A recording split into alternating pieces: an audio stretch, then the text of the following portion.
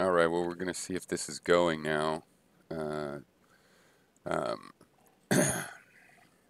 so, I put a link already in the description, so here it comes. Should be the correct link. I'll double check that later that I didn't get the old link or something. Um, all right, so, right off the bat, it was a little bit, fine complaining about the sound. You complained about that in your other video when you were saying you changed your mind or whatever. Um, this is not an attack, okay? Let's just okay. First of all, you have to understand. I also have a community or whatever, people that I'm like, people that I've talked to over my life, right? Friends, past, present, and future. To me, it's kind of the names of these groups. I agree with you. We're individuals, okay? But I have more of an association. So yeah, when I think of activism, having been an activist and worked on campaigns, activist type campaigns and protests, but also political campaigns, and just contributed. That's the people I know. And they're not, now they're probably older now. I haven't, been on the streets in Berkeley for a while, so I'm not saying things haven't changed. I'm saying that's my reference frame. Okay. And this will come up some here. Okay. And you were saying like you had a state of, what'd you say? This was one of my notes. You had a mindset. It was like arg. Yeah, and then I ended up having that kind of a mindset too, right? It got worse, I thought, towards the end. And then your video started out with kind of some pointless insults. Um, but then you did go into yeah, I mean, like you said, it's a lot of work to go through the video like that. I mean, I wouldn't necessarily have wanted to watch that video. But I don't know what to say about that. That's just the video I happened to make at the time. So it brings up these subjects, and I'm going to try to go through them quickly, right? More succinctly here. But I've got these notes, and I don't see how they were, they're chronological. Maybe the cards are even not chronological now. But it's going to mean that I'm jumping around a little bit. But yeah, I would say, where I'm from, reading Jim Hightower and watching Democracy Now! And listening to Democracy Now! Since the 80s, I I have a certain idea of what responsible liberalism is. And when I say activists, I don't mean people just going out in the streets in the modern day with cameras on them, which I think is a great thing to do. But I'm talking about people that actually get things done. You go down to your city hall, you actually can get things changed in local government, and there's people that do that. Those are the real activists, according to me. Those are actual political activists, people in your community. Start going to city council, you'll meet a couple of them. And then if you go hang out, the news that they're hooked into is a little bit different. And they're not perfect or anything because, yeah, everything is biased. But like with Democracy Now, they do present the facts as well. And they're open about the kind of bias, the War and Peace report. But, if you watch them, I've seen them give points, bring up facts that obviously help the other side, so called, that they're not bringing up on, supposedly more moderate news. But that isn't my suggestion of where to go get the facts when I'm saying, hey, why don't you just go try to get better information? And I'll tell you good information. Scientific organizations, and they publish a lot of very easy to check data and, through the government and government organizations. So, for example, people get a big scare cry about the crime, and you ask people, and people have done polls even, but just anecdotally, and everybody has been thinking, well, the crime's been rising forever now, and it's just so much terror. Well, but the FBI releases statistics, and you can see there's a website called Gapminder where they collect a lot of UN data and stuff.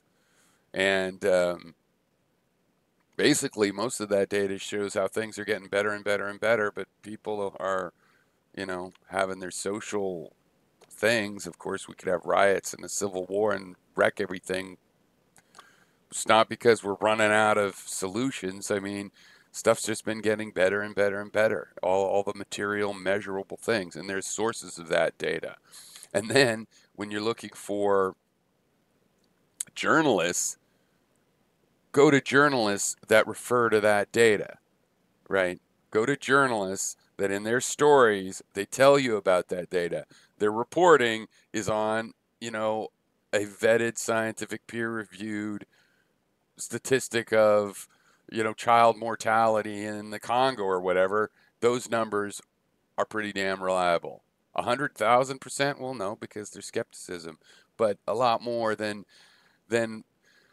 whatever allegedly the community, because that's the thing, it's stratified as you right as we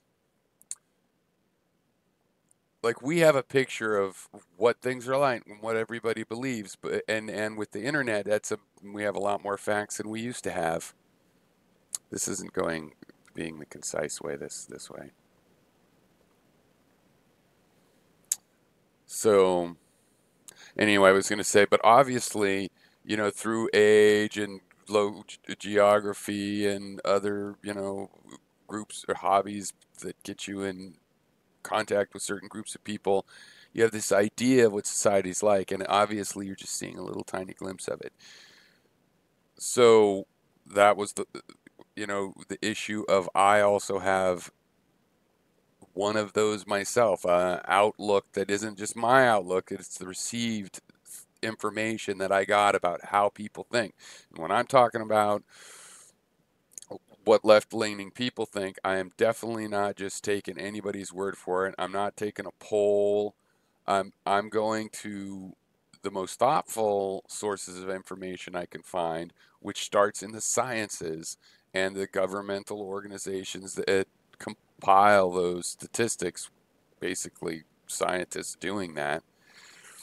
And that's what I would choose to get worried about statistically, But then I'm like, hey, you're losing 15,000 people a year to cars, then that means cars is 15,000 units of. That's not good compared to how many people are you losing to rapists coming across the border, things like that.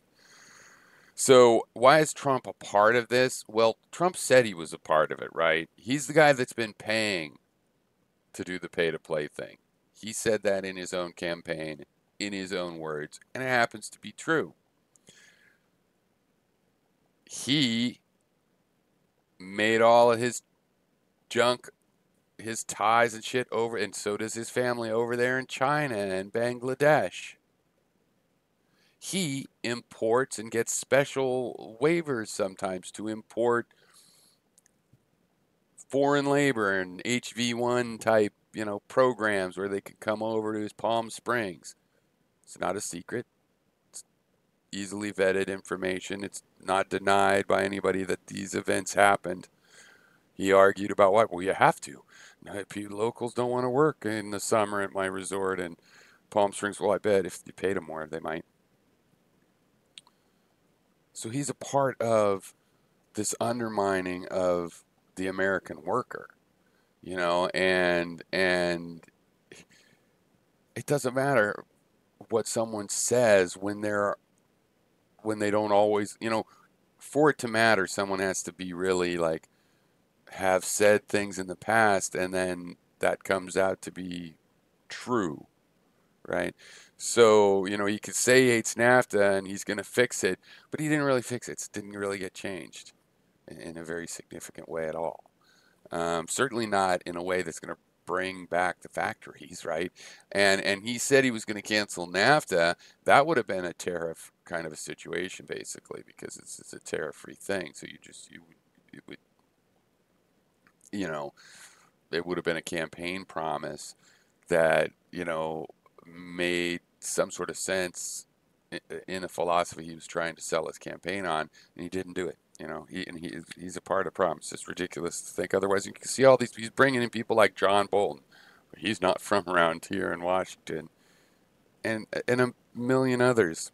And then the other people that aren't already from Washington are just a bunch of nuts. And I mean, it's just amazing. Like putting a guy who wanted to, he wants to, who is that? Who's that guy? The governor, that Texas governor. I want to say Rick Perry. That's not right, is it? Yeah, Rick Perry. He was running for president.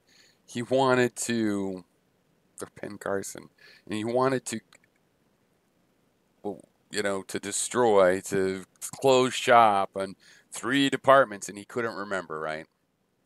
He couldn't remember one of the three in a debate, so that was pretty bad. Well, now he's the head of the one um, that he wanted to close, that he couldn't remember.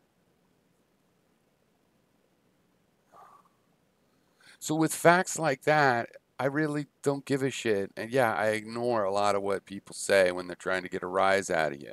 You're saying, oh, he's just trying to get, why does, oh, well, Trump's just trying to get you mad, so don't get mad. Well, these people are trying to get you mad too. What? No, they're really the good friends that you hope they were. Evidently not. They sound like they're kind of petty and vindictive sorts of people. It's maybe a way to find out about those kind of people. But yeah, I absolutely, I'm not giving advice because I'm not saying that other people uh, won't mind the fact that, yeah, that advice leads to ostraci- ostracization. Oh my God, I can't pronounce things. I'm getting old. Um, but I'm sorry, that's just how I feel about it though, because I feel like there's always new groups of friends if for some reason you're like in a toxic community. Now, is all the left, I'm not going to think that. For me to think the left is like you're talking, those people that you're talking about have to accomplish something other than making a popular meme. Hey, look, my thing went viral. That's not good enough. Go out there and do what real activists do. Get a park built, get a place cleaned up, get some local regulation or public housing. These things actually happen and they don't come from the politicians. It's activists trying to push politicians and politicians then going, yeah, maybe I can run on this. So it's this big stupid game, and the activists are public people that are not particularly funded, but there are some funded activist organizations that I would consider. Like, that doesn't make you not activist, but I'm saying it's mostly volunteer working class people that keep things together. And even the Democratic and Republican Party actually are run by people like this. And that's one reason those people are usually a little more idealistic about the philosophy than the politicians we get out of the system. But people that introduce politicians to local communities and have get-togethers to introduce them and try to help maybe fundraise or get awareness or have the local Democrat committee or form phone banks, and people that work trying to actually change legislation, but not just legislation, change pop, because it can be like creating a park in your local town or converting. That's why Howard Dean, who seems to have totally sold out, had activists, he had creds among these people, this community. I'm calling the activists, I'm calling the progressives, um, because, his first political thing was like recovering some wetlands or something and making a bike path, right? That's real change. Real people's lives are improved, turning some toxic dump into a recreational place where people can ride bikes in nature and walk their dog. It's a little thing, but it's concrete. And I'm saying, people that are working on things like that, that makes up the community. I think it fades away real quick. A lot of blowhards is just like getting rises out of people, fades away real quick. So, I know it's a mixed message because I was saying I I do want to get mad at those things Trump says, but even if they're just to make me mad on purpose. And so you could say the same thing, say, well, I want to be mad on purpose because of these people. And also, I'm not minimizing that it sucks. If you think you're friends with someone and you really are friends, you had friendship feelings and both, and you acted as friends, and there were moments like that, and then it gets broken up because of this, that's kind of fucked up. And I'm not saying that just because, well, I guess they're too judgmental, or I guess you just don't get, I don't want to be dismissive with that per se, but I'm just admitting that in my philosophical perspective, it's kind of like, you know, definitely time to move on with the situation like that and not sweat it. Be positive, positive about the potential of not having that particular person as your friend. But then again, I had a friend break up with me, a person I've known that I met here on YouTube, and I'm not really over it. Sort of, I've given myself the same advice. It wasn't really the same thing, but sort of, in that it was entirely philosophical. But it was also about this thing that, you'd called me on in your reply that I hadn't said it explicitly, but you called bullshit on.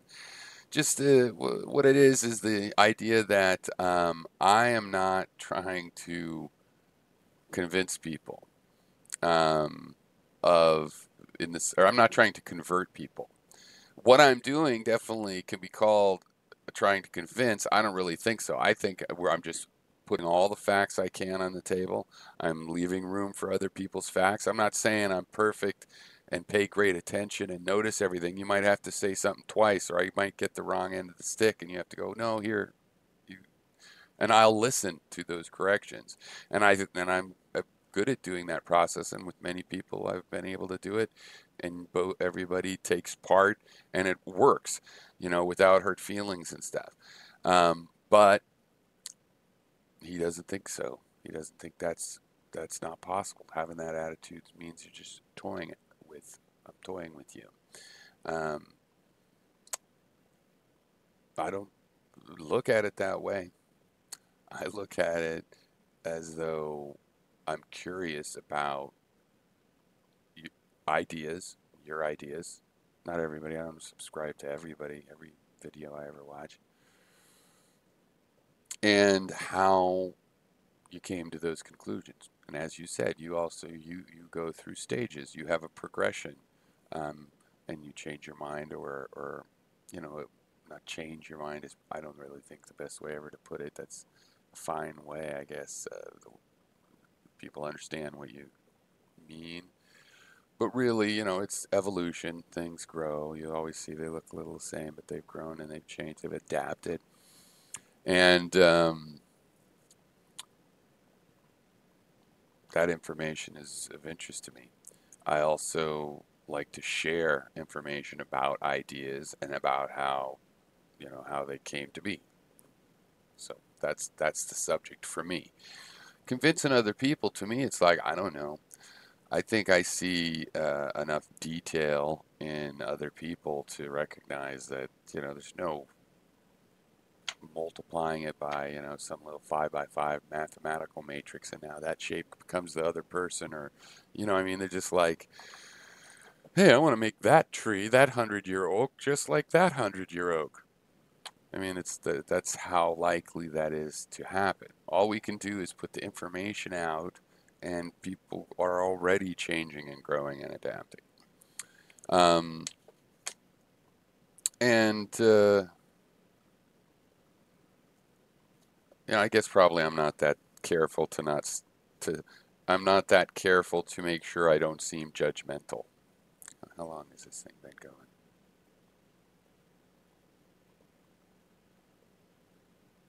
Okay, 20 minutes. That's not that bad. I mean, I'm not really limiting this to short, but I'm telling myself that because it can only help a little bit, right? Like, if I make a 1 hour video and I was telling myself that, maybe it would have been at 3 hours or whatever. So, anyway, that was some general things. So let's see. Um,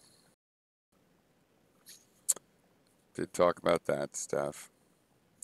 Knowing about Obama being a warmonger.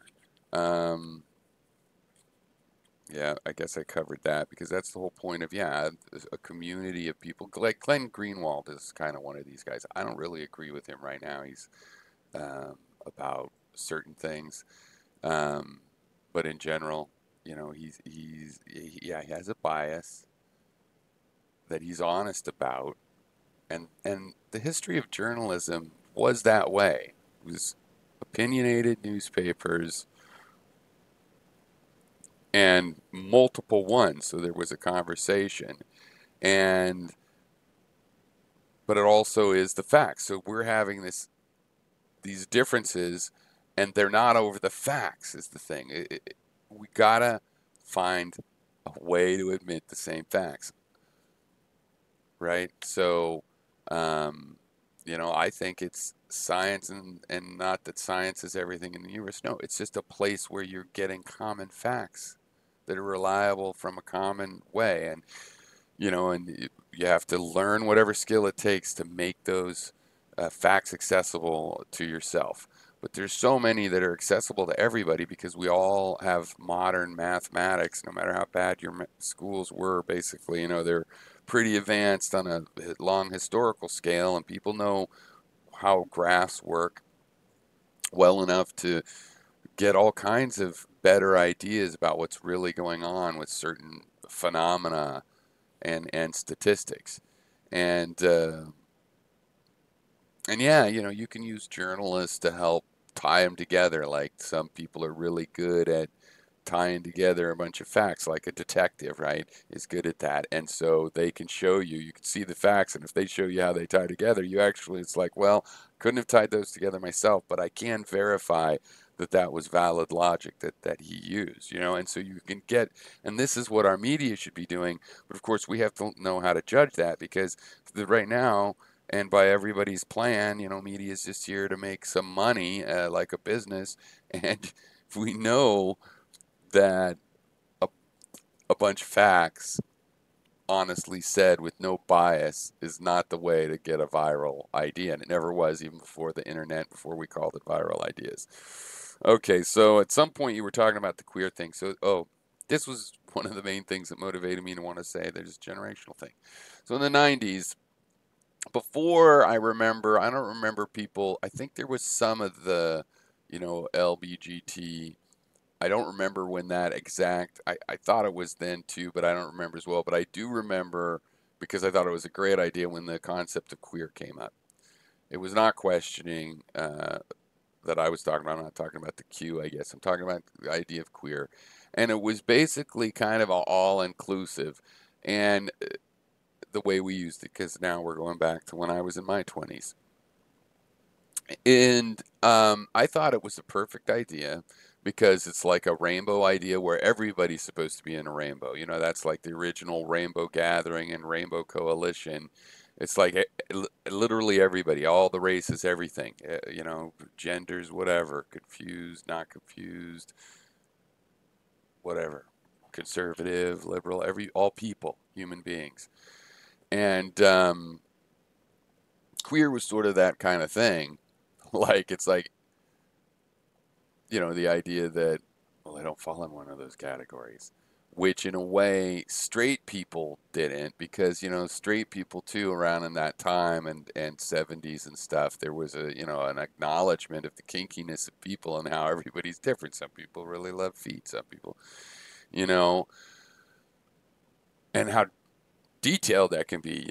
Some people like this situation is erotic, some people like that, some people don't want it, and the fact that, and including this idea of being a gender that isn't male or female.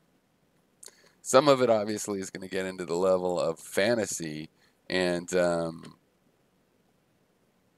just have to say if it's not hurting other people, then you know, then that's fine. Uh, I think it's pretty hard for any of these things to be hurting other people, except for people are talking and their feelings get hurt.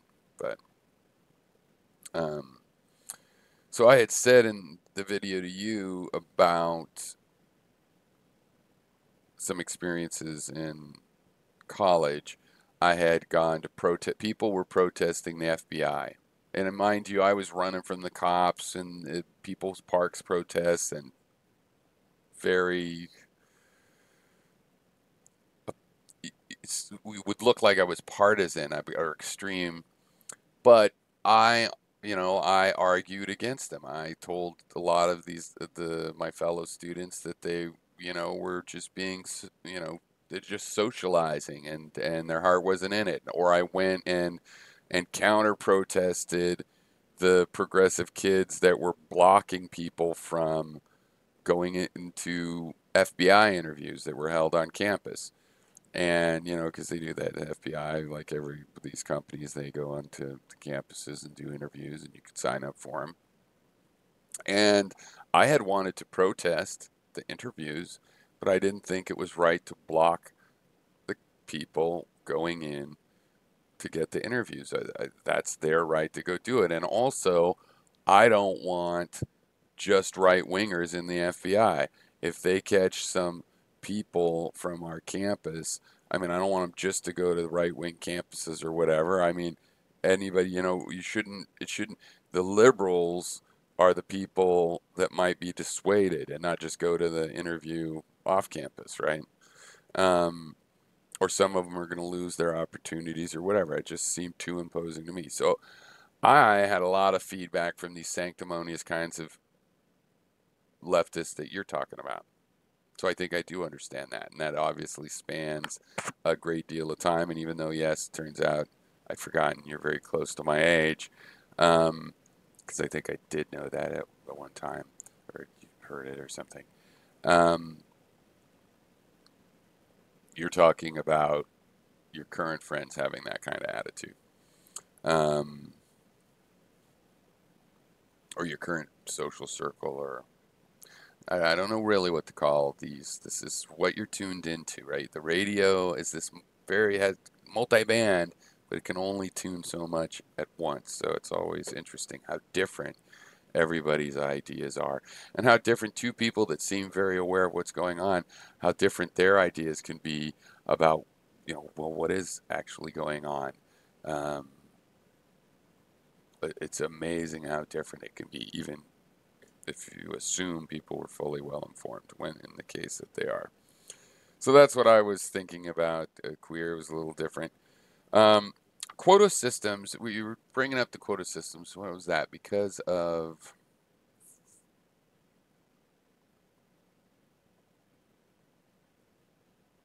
the affirmative action part of the thing. And this is like the Covington stuff, where it's like, I wasn't being disingenuous when I said, I wonder what you mean by that. Um, when you had said in your video about the whole Covington thing. What I didn't know is, what do you mean the whole Covington thing? Yeah, I know what happened. I watched hours and hours of video about it that was taken at the place. I think I know pretty well. Without being there, I would know better, though, still, because, you know, but it's like a couple hours of video, I watched it. That doesn't mean I know what you think the whole situation is, right? Because isn't there a little bit like even the first level of controversy? Okay, I'm getting excited again. First level of controversy. I'm getting excited because, yeah, I don't think those kids look like jerks to me, and I've seen other stuff of how they were acting that day. There was some other videos that weren't even from that. And yeah, I'm judging them for wearing those MAGA hats. You're going there for a religious participation in a march, and you're all going to have pussy grabber fan hats on. And I saw what they did, and frankly, I thought, you want to talk about disturbing groups. I do admit it that maybe that was disturbing. They did these school chants, and one of the kids ripped off his shirt and was doing the school chant stuff, and it was like, it was spooky, but I understand, okay, they go to a school where they know a lot of school chants because it's private school. It's not as spooky as it's definitely seemed. Um, so, um, so it's the same thing with the affirmative action. Yeah, I know affirmative action includes quota systems, right? It includes a whole idea of basically using measures, like statistical measures, You know, like it's not that crazy to think that what percentage of, you know, African American managers would you expect there to be out of all the managers in the United States? What do you think? Did anybody have a guess what that should be? We know there's been racism and people that were even qualified were rejected and sometimes worse. So we know that's been happening. What how would you find out? How about, well, there's 15% of them in the whole population, 15%. Oh, yeah, you could get into, people have to get into race realism and stuff, and they aren't these days. And they use the red pill term. They say they're red pill. I am subscribed to a lot of the sticks and hammers and stuff, and that's where red pill's used on a daily basis, from Gamergate and being red pilled, and you know that the idea of red pilled just about the media. Let's just call that, don't believe everything you hear, and it used to go, or half of what you read, but since we're reading all this shit online, it's like, don't believe everything you hear or read or whatever. There are ways to double check. And everybody making a substantial claim, if you're willing to take the time, you can trace it back to the data. You can find out if crime really was bad in a city that somebody claimed it was bad in, and it's claimed it got better, because if you can at the very least go see what the crime statistics, did it go up and down? It'll be hard to know exactly the cause, but hey, sometimes the cause is pretty clear when they build something right at one time and the number starts dropping. So yeah, quota systems, that's one of the tools in order to get back to some medium level. And then, you know, those can be removed. You know, my grandma was not a racist person as far as she knew, but she thought back in 1982, I remember discussing this with her, the pendulum's just fallen too far. It's just gone too far. Now, do you think back in 1982 that African American people were now a favored class? And the pendulum was already started. I'm all for them getting their civil rights, but it's swung too far now. 1982. Do you think so? Was it over then? So just think twice about, you know, yeah, this stuff is seeping into our culture. Well, fucking finally, you know, I was growing up, you were growing up. That isn't how it was in the 80s and 70s. You weren't allowed to talk about paying for everybody's college, even though they just done it in the 60s. They basically had that system in the 60s in the state level, in you know, at least in New York and California, places like that. I think pretty much everywhere it's just a matter of some of the universities were better than others.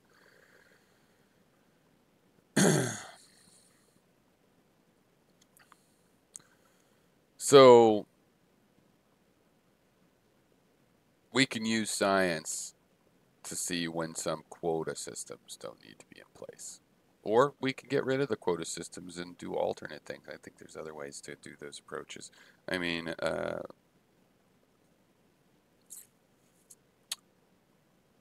like in a public institution, it was free. It would just make room for however many people want to go to it, and then you don't need to select people based on their race. How about that? Oh yeah, I'm so intelligent. I don't think I say that all the time. I don't think that my little pictures say that. How does that say that? First of all, this philosophy stuff, that's a book I'm working on. Maybe that's trying to say I'm smart, but that's new. All the rest of the stuff is just like my dog, and there's a snake with a hat. Because the snake with the hat thing is because one, I had the best idea I ever had on the internet one day was, I'm going to search snakes with hats. And what do you know? There was like dozens and dozens of pictures of snakes with hats on, and I didn't have anything in mind of what it would be like. I figured it would be good, and it really is. This is a good one, but there was so many good ones. It's a nice little guy. And thorium, I'm just, you know, and these aren't to say I'm smart. Support kindness. I'm real smart. Oh, I'm virtue signaling. Yeah, these are things I think I believe in, and I don't make videos over and over and over. I always thought, well, maybe I should. You have to say these things a billion times. Since I've been on here a long time, it seems like a billion times for a lot of them, but really, there's a lot of videos if I was trying to convert people, but I just don't have the energy for that. Sometimes I think, oh, is that really what we're supposed to do? Maybe I should do more to convince people about the scientific facts about how nuclear energy works and that you don't have to have meltdowns and these things that are based on scientific facts and not a bunch of interpretation. And to the degree that there is interpretation, fine, let's go all find those facts and figure out which part is interpretation. And so this is things like that, instant runoff voting, so on. And this is also not necessarily, I don't think it's saying I'm so intelligent, and I certainly have never claimed to be like, you said I claim to be well studied, not in general, like just in everything.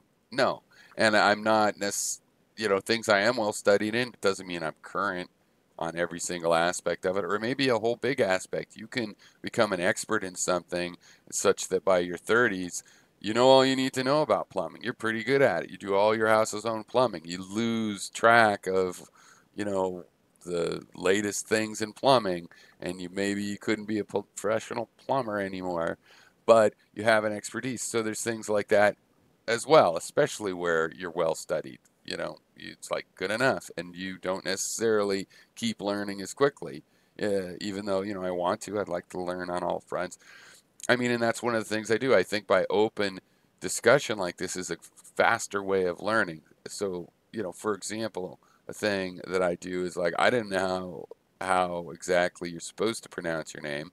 So as you saw in the video, I had said it several ways. I like Kizzume, so I used that a little bit more because I always thought it was sort of like, I don't know, it's like a good tribal, friendly, wise tribe kind of name. But Kizzume, fine. So since I don't know and I just use both, that's the quickest way for somebody to correct you, because I've noticed if you just say, how do you pronounce your name? Well, it's hard to remember that way. It's actually easier to remember when you just try and get feedback. And two, in the video form, I don't know, you just have to go for it, right? Plus, we choose our name, so I mean, other people are going to announce, I'm Pyro and whatnot. Um, so I'm not well studied, and I'm not particularly well studied in the latest terminology. So like things when you're saying you're supposed to memorize 50 million names and stuff. That's just silly. I mean, people are always writing silly stuff. There's no way people are going to have to. At most, something like that, a few of those will become used. Some schools that want to be really liberal will say, we're all going to use these 20 names. We took it from the official list of 50,000. That kind of stuff's always going on. I just don't find that I can get so worried about demands like that, because things change. They change really fast. Like things that seem new because they were 10 years ago, or like I protested the original Iraq war and I said what was going to happen was what happened. And a lot of people did. And does it just not count? Because from my point of view, I've been watching this stuff progress through this whole long period, and I'm facing, oh my God, we're talking like 20 years. This is a whole era of American history of this shitty thing happening I wanted to avoid. And now it's pinnacling with Trump, who is to fascism what the polio vaccine is to polio. You can catch polio from the polio vaccine, and I don't think Trump was made as a vaccine, so I think he's maybe a little more akin to the actual polio. And the signs of that are, first of all, Mussolini said that fascism was corporatism, and there was a close relationship between the government and corporations in fascist governments, open, and it's like a corporate socialism, in the sense that you have a corporation and you go ahead and commission them to make a car that's really cheap so everybody could buy it. And it was just kind of a structural idea from them on the economic side. So it is corporatist, like I said. But I'd say a really big thing is um, trashing the press, the lying press kind of thing. That's a fascist theme. Saying there's good people at a march that was going, Jews will not replace us. Oh, you probably didn't know that part. Whatever. People make excuses. It looks pretty fashy to me. So and the whole authoritarian, which you seem to acknowledge that he wants to be a dictator, the whole authoritarian thing is uh, pretty clear. Now, maybe it's just the vaccine level and nothing's going to happen, just like he hasn't totally trashed the economy yet. But I think he's getting a lot of cooperation, for example, because people don't want to let him crash it. But these, like, uh, his trade policies and stuff, his breaking free of NATO and making Europe think they have to do, go elsewhere, have their own, unified military and stuff, which would basically do stuff we do. And frankly, I'd be for that happening because I think we would need to retract our military. But I don't believe we should destabilize NATO. That isn't how it should happen. It should happen through a process of transitioning into that doesn't trash our NATO allies and trash a peace. Also, the fucking West is totally at fault of what happened in Iran. There can't be any doubt about that, and we could repair that, and had repaired that, and had all of our allies on board, and to trash that, it's just something like a fascist would do. And I didn't say being against illegal immigrants is fascist. I said it was being anti-immigrant. Immigrant with any adjective. Illegal, legal, whatever. And this whole, well, I'm for, a lot of conservatives have been telling me this. They're for legal immigration. Remember, we're for legal immigration. Well, if they're for legal immigration, why do they call it anchor babies? That's a legal immigrant. Why do they call it, um, what do they call it? Chain migration, when it's called family reunification. Because the idea is if you have an American citizen, family, I don't call it that. That's legal too. The refugees coming up who are having their kids taken, and I'm going to call them the kids going to baby prison, they're coming here legally. There's always been kids separated from parents when you have situations. Under Obama, it did happen. They were taken because of allegations and conditions and evidence, normal reasons. Not that the reasons were gotten right in every case. You'll find cases that would be done wrong, but on the basis you would expect, like when an actual criminal, somebody actually robbed somebody, not somebody that legally came seeking a refugee status, but an actual criminal, and they're getting deported and things like this, then they could go into a detention center. That's different than now. This was a policy and was aggravated, and there's now like 10,000 or more kids. I've heard much bigger numbers. I'm trying to put the number down lower. My last number I think I actually read was 15,000. And this is total Nazi bullshit. It doesn't have to happen. It's not cheap. It's not cheap at all.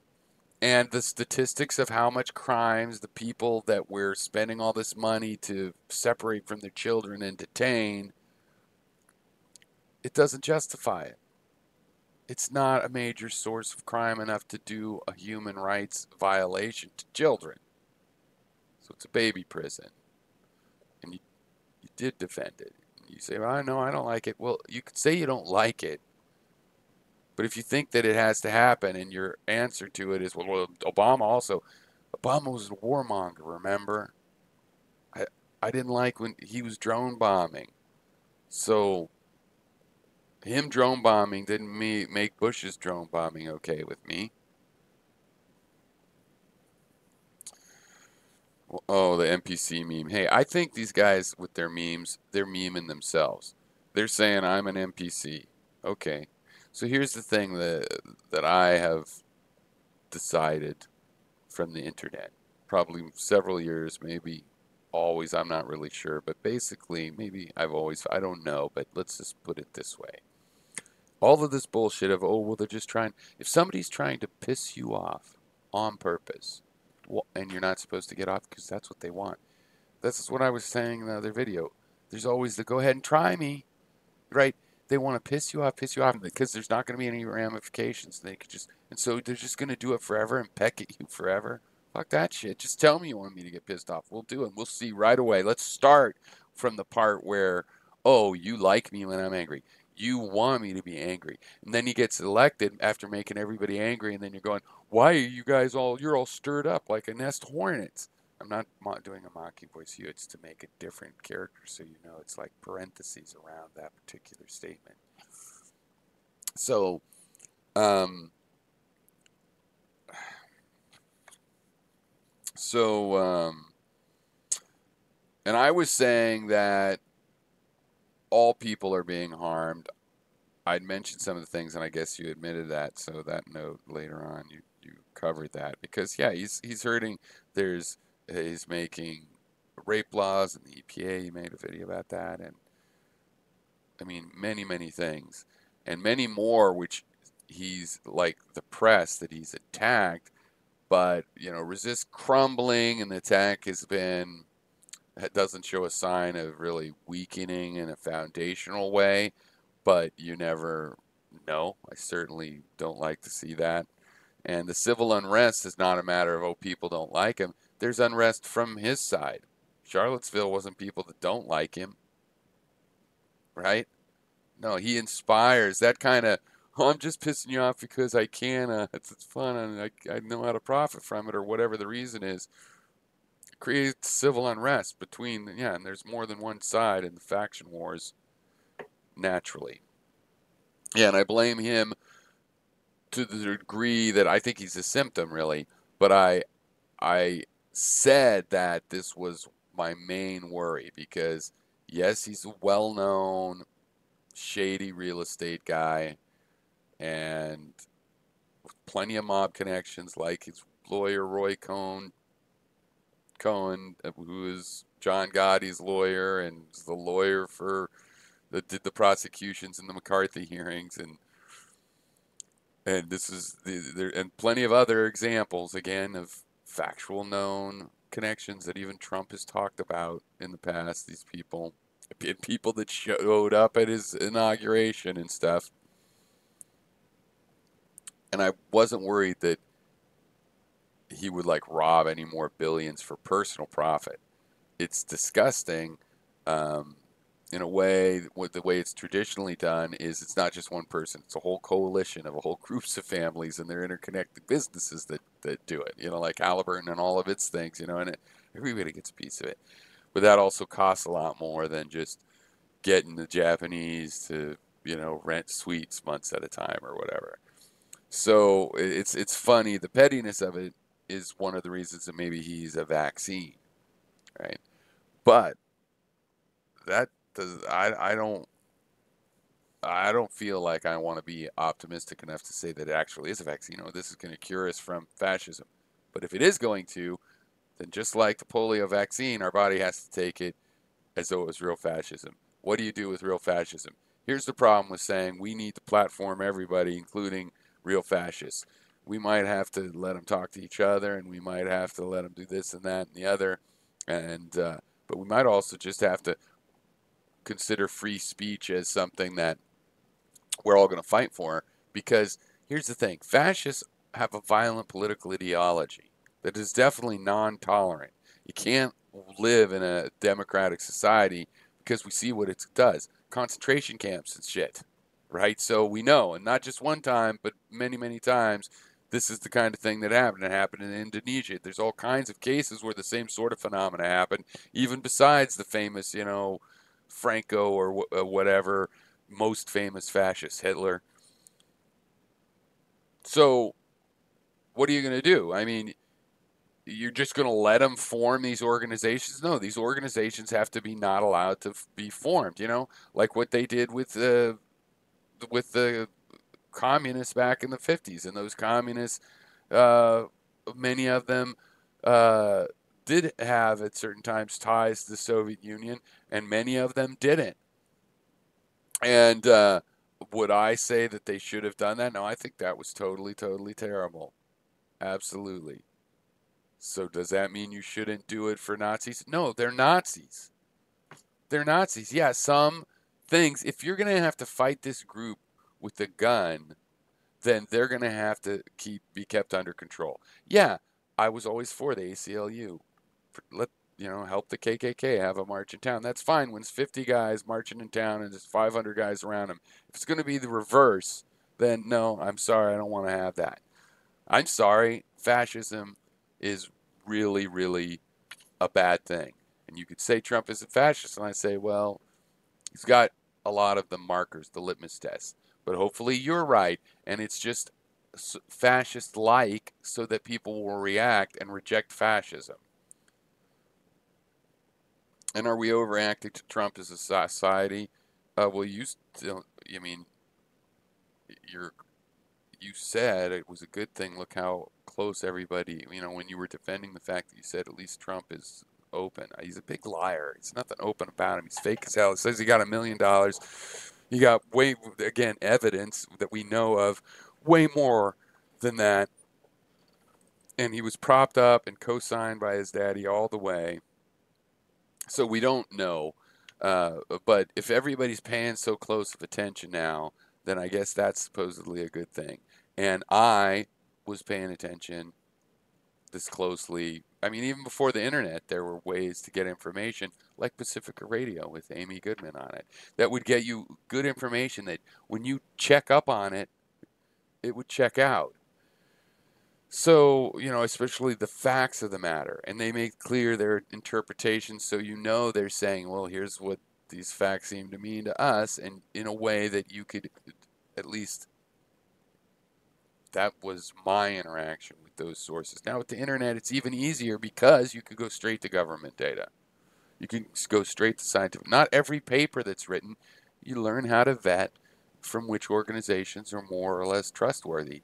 But frankly, most of the UN reports are very trustworthy, at least on the basic data. And again, not some sociological hip thing that went viral, but I mean the basic data, like keeping track of malaria deaths, child mortality, and those kind of data. I think you're mistaken about what red pilled means.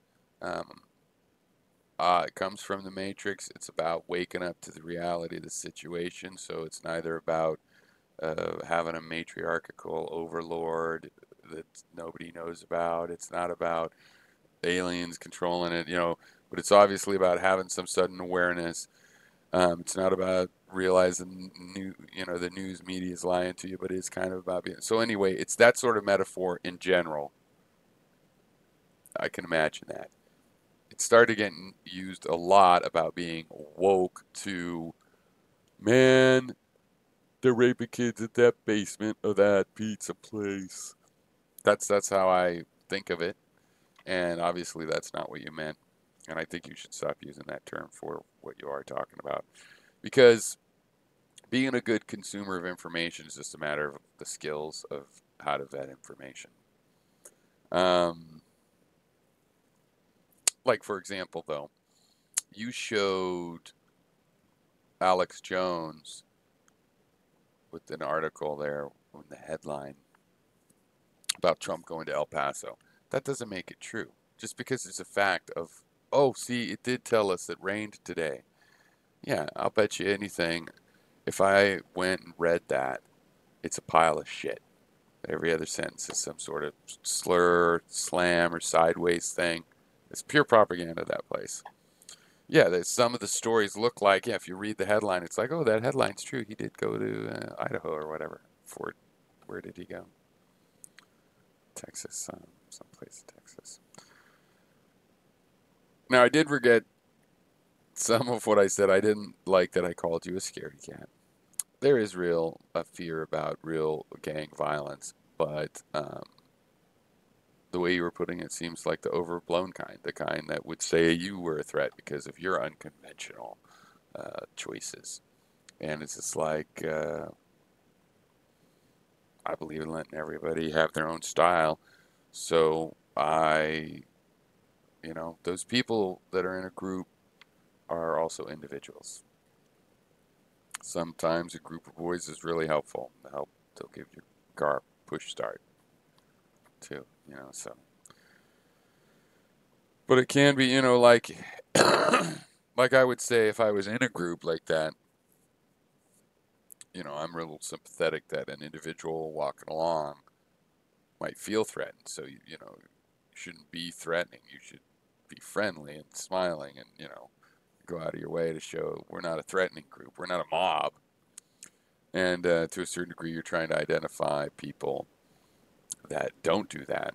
So maybe there's some agreement in some way between us, but I don't see any reason to emphasize your side of it compared to mine, because in my experience, when I'm in my life been brave and gone into those scary kind of groups, turns out it's made up like a normal group of people. Like even a group of criminal thugs, there's really a couple there that want to fuck with you. And most of them will be like willing to let you go your own way. I mean, the main problem with those groups of criminals is they have lots of little, they're, tribalistic. And so there's things about people that'll set them off, and then they're all supposed to hate that person, because they have their bigotries together or whatever.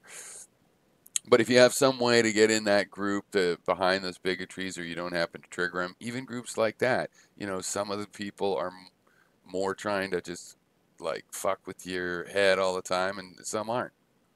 And so I think when you're talking about like a group of kids, teenagers that are looking threatening, like in the way, like according to you or whatever we're talking about, by a 7-Eleven or something, mostly those are not like all the hardened criminals where they're immediately, mostly they're just kids fucking around. And to the degree they're annoying, that's why. Now, is there not a gang problem? And yeah, okay, so you could bring up some example of like, no, I know those kids were in the gang. Or, hey, I live in a place where I can't take any chances. Yeah, that sucks. It's a criminal justice thing. It has nothing to do with, hey, don't wear these.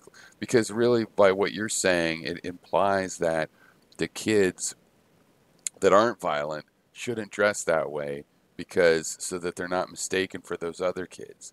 The fact is, that's ridiculous.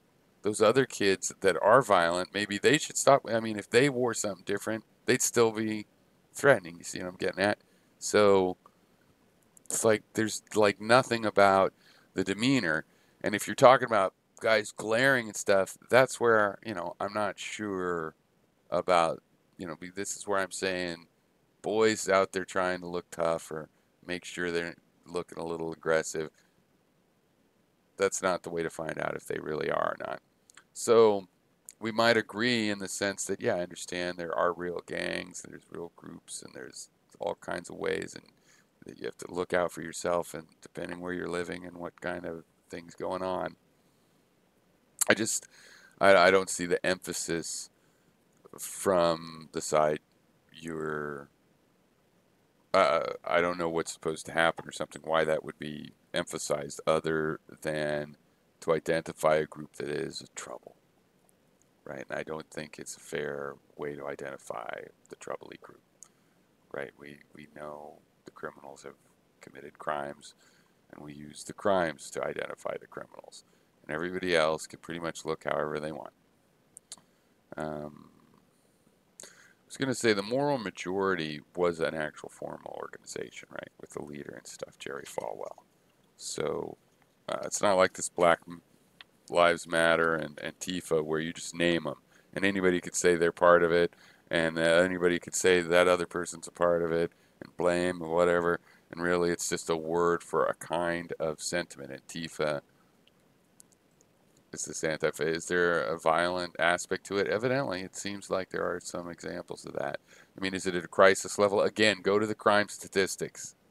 They'll tell you what's at the crisis level, right? Are there 60,000 of them? Because it's like how many gun deaths there are. No, probably not all the gun deaths are Antifa. So we could go look. That will tell us whether No, my God, it's just like a diseases. People die from diseases. That's terrible. AIDS came along. It wasn't just that, oh my God, there's a disease people die from. It's like, oh my God, millions of people are dead. This is, when the flu came in the old days and wiped out millions of people. It's the numbers. It's the numbers. It's not that one person. It's not even how terrible the death is. From a social standpoint, the most important news is about the one that's having the biggest measurable impact, right? And in that sense, that's, you know, Trump hasn't, the ramifications of Trump have not come home to roost yet. He hasn't destroyed the economy so that it blew up. You know, we haven't got into a new war yet, but there's a lot of things that are going to have the ramifications, like the EPA changes. Those are going to have huge ramifications, period. And some of these, uh, I think some of these, all of these people that are in departments that they want to destroy, it just depends on how good they are at destroying it. A lot of them look so incompetent, it's like they probably won't. They'll just clean up after they're gone and start, keep doing the CDC after all. Um, so it's hard to say, but by my own criterion, I would have to admit that it's not going to rank in the most dangerous or disastrous just based on these 2 years.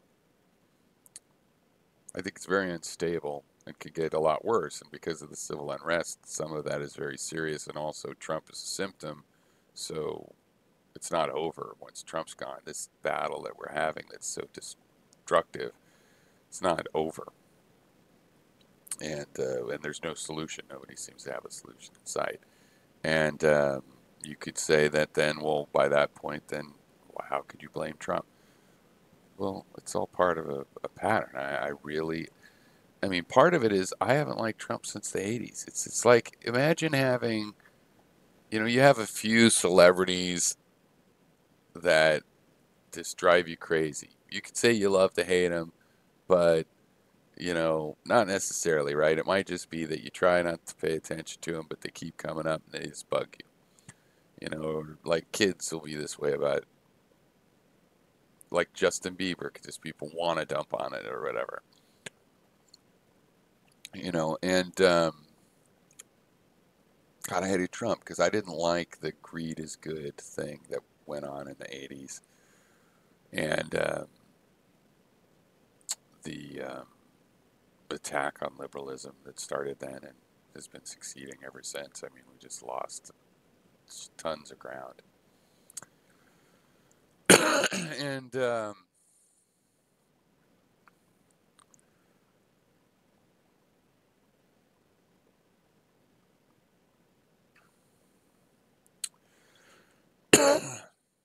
it's just really been this huge decay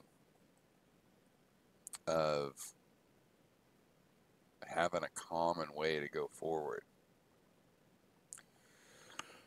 And I blame, the greed is good, Gordon Gekko. Man, my throat, this coffee is not helping me not cough as I'm trying to finish this. I guess it's so upsetting. No, but anyway, so I've always disliked Trump. And the idea of him being president, you just can't, just imagine, right? Like one of 4 or 5 celebrities that, and I thought back in the 90s when he went bankrupt, I thought, haha, that's the last you heard of Trump. And I knew he came back in The Apprentice, but I never watched it. And it didn't occur to me that, yeah, he had like 10 years or 14 years of that. And that became a whole another persona for him of people paying attention to him. And I didn't have to watch The Apprentice, and he wasn't really shoved in our face yet. I don't know, well, since you're almost my age, I don't know if you remember, but in the 80s and 90s, he'd show up everywhere. Like in Home Alone, he just showed up everywhere, right? If you're consuming any pop culture at all, you end up having to see him. And then that kind of stopped. and or did stop. But he was meanwhile getting this huge regular actual audience of his own show. So there was this. So he's like, it never occurred to me that, and he was. It never occurred to me that he was thought of as a success. I always thought, well, he had those bankruptcies when I don't have to. And then I knew, he didn't disappear and stuff or become impoverished or whatever. But he was becoming a TV star instead of actual a real estate guy, and he was selling branding and stuff. It was a recovery operation. And so you have a celebrity like that, and he becomes president. And, I happen to have known all this, or not all of this, I've learned a lot more since he's become president. But, these things like the connection to um, McCarthy through Cohen, Roy Cohen, and another weird, there's a lot of weird connections like that. Or Roger Stone, the connection to a lot of the dark side of what we've had from the Nixon, Reagan. Like those aren't all bad people in there, um, or evil-minded, but there's some really like Roger Stone shady types, and there is in other parties as well. But we don't need a false balance here. I'm talking about why I have these feelings about sort of the whole Trump clan thing. So anyway, you're welcome to have your own feeling. I never tried to pwn you. I had to apologize because I didn't rewatch the video, after it posted or anything. But I did say, hey, I hope I wasn't too mean because I remembered, getting a little bit like, what the fuck in it. But I don't think that made it a ponage thing. You were also talking about some pretty serious things that affect all of us, and I think red pilled still means, shedding off the liberal bias that everything has, which everything doesn't have a liberal bias. CNN doesn't have one. They want to go to war in Venezuela. You know, they totally want to go to war in Venezuela, and it's a status quo kind of liberalism, right? They get away with being liberal because why? Well, we hire gays, put them right on TV. How could we be? How could we not be liberal? It's like, well, because they don't want to repair the system for the working American person. So we can share some of the wealth and have the $20 an hour as a minimum wage, like it should be. It should be $30 an hour. All right. Where's the money going to come from? It's the same money that's in the system right now. It comes from all the same places. All right, bye. These headphones are starting to hurt my ears.